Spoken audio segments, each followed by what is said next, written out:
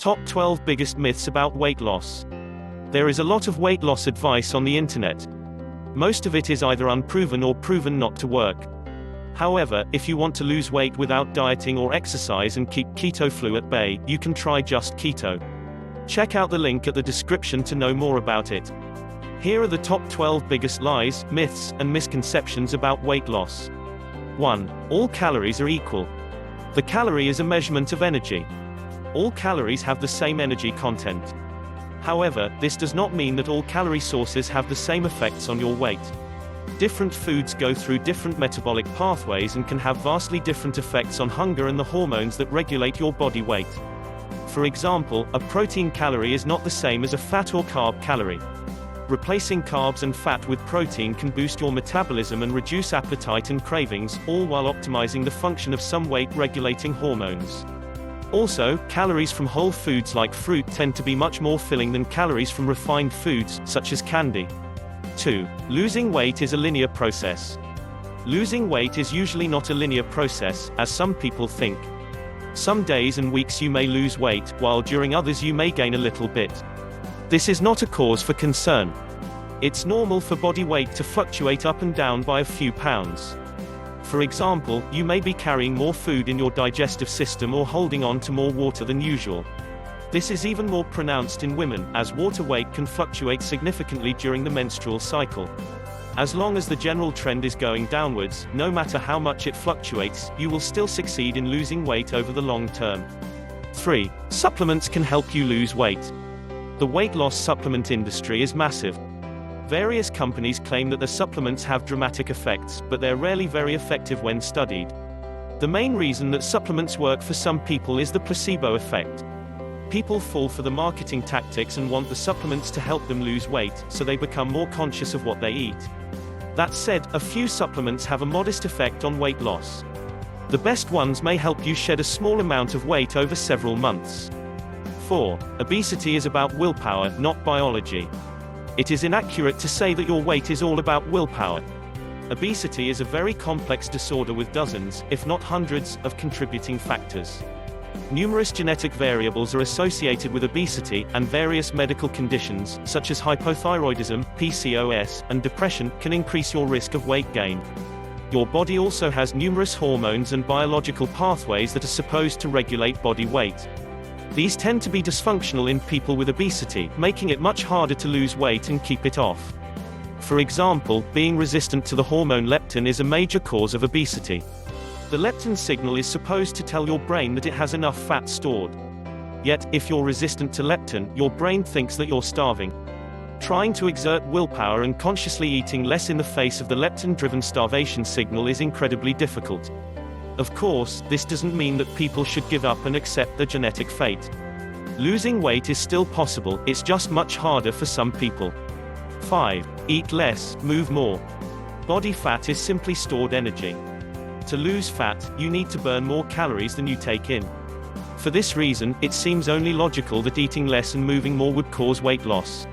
While this advice works in theory, especially if you make a permanent lifestyle change, it's a bad recommendation for those with a serious weight problem. Most people who follow this advice end up regaining any lost weight due to physiological and biochemical factors. A major and sustained change in perspective and behavior is needed to lose weight with diet and exercise. Restricting your food intake and getting more physical activity isn't enough.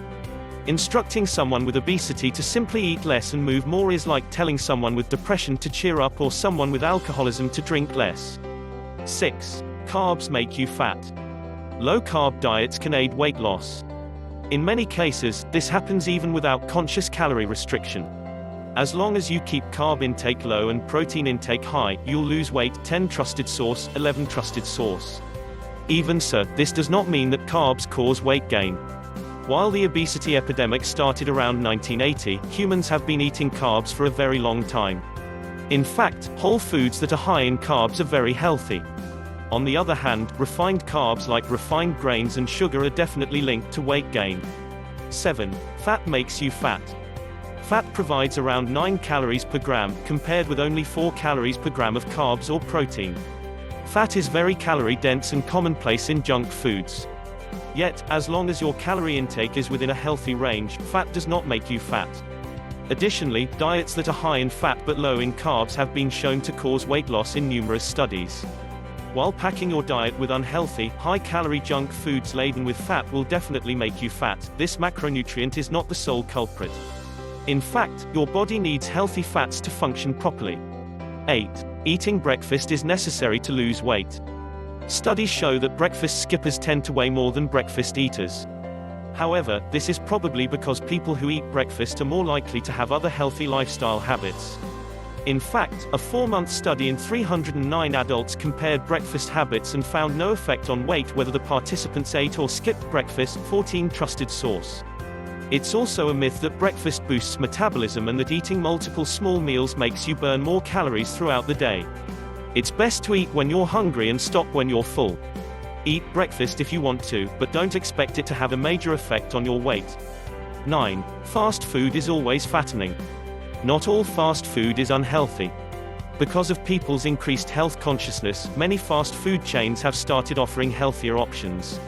Some, such as Chipotle, even focus exclusively on serving healthy foods. It's possible to get something relatively healthy at most restaurants.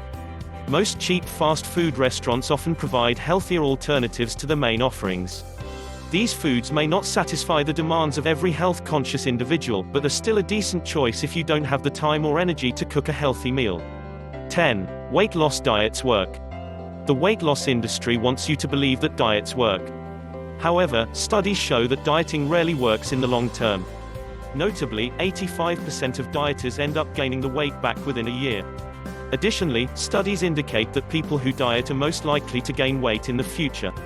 Thus, dieting is a consistent predictor of future weight gain, not loss. The truth is that you probably shouldn't approach weight loss with a dieting mindset. Instead, make it a goal to change your lifestyle permanently and become a healthier, happier, and fitter person. If you manage to increase your activity levels, eat healthier, and sleep better, you should lose weight as a natural side effect. Dieting probably won't work in the long term. 11. People with obesity are unhealthy and thin people are healthy. It's true that obesity increases your risk of several chronic illnesses, including type 2 diabetes, heart disease, and some cancers. However, plenty of people with obesity are metabolically healthy, and plenty of thin people have these same chronic diseases. It seems to matter where your fat builds up.